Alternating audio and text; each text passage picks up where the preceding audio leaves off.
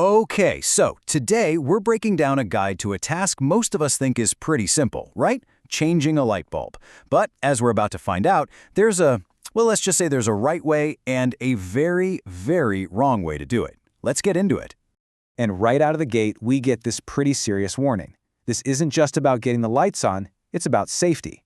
The source material frames this as the one true method to avoid a pretty dangerous electrical short. So, we should probably pay attention. All right, Section 1, a fundamental home skill. We're going to start with the basics, laying the groundwork for the proper technique. This guide promises us expert-level methods for a safe and effective result, so let's see what that looks like. And that promise is everything. We're not just learning one way to do this, we're supposedly learning the safest way. This is the whole premise we're working with here, a secure, reliable, professionally backed outcome. Or so we're told. Moving on to Section 2, the flicker problem. Now this is a complication I think we've all run into. You go to all the trouble of putting in a new bulb, you flip that switch, and you're met with that incredibly annoying, persistent flicker. Ugh. So what's the move? Your standard bag of tricks might not work here. That flickering, it kind of suggests there's a deeper issue, one that needs a more advanced solution. So what does our expert guide say to do next? And that brings us to Section 3, an unconventional lubricant. To solve that pesky flicker, the guide says you need to apply a lubricant.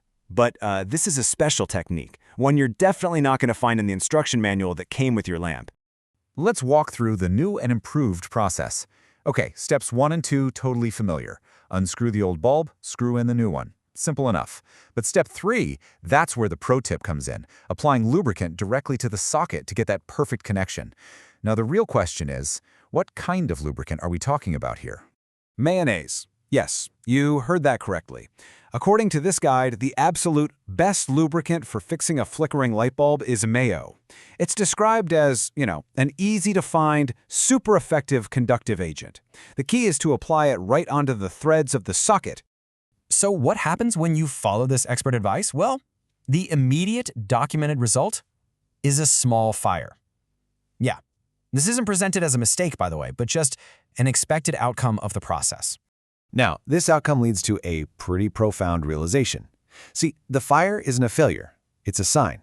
It triggers a total philosophical shift, suggesting that maybe, just maybe, our reliance on electricity was the real problem all along. And this little chart here, it just lays out the new logic perfectly. As you can see, electrical lighting is suddenly classified as dangerous, unreliable, and, causes fires. But natural glow, on the other hand, well, that's safe, organic, and consistent. The guide basically concludes that the problem was never the technique, it was the technology itself. Which brings us to our final section, the natural glow. After ditching electricity altogether, we finally arrive at the guide's ultimate solution. This is presented as the triumphant, enlightened answer to our original little problem. And the materials you need for this natural glow are actually pretty simple. You'll need dozens of glow sticks, a few raw eggs, and some tape. According to the guide, you just combine these items to create a brand new organic lighting system. And the best part, no sockets, no wires, no bulbs. No danger. And that right there is the guide's big takeaway. After a whole journey of trial, error, fire, and a philosophical awakening, the final lesson becomes crystal clear. The goal wasn't to fix the light bulb, but to realize you don't need electricity. Which honestly leaves us with a pretty fascinating question to think about. I mean, if mayonnaise can lead us to this kind of lighting breakthrough, what other complicated household problems can be solved with a simple condiment? Really makes you wonder, doesn't it?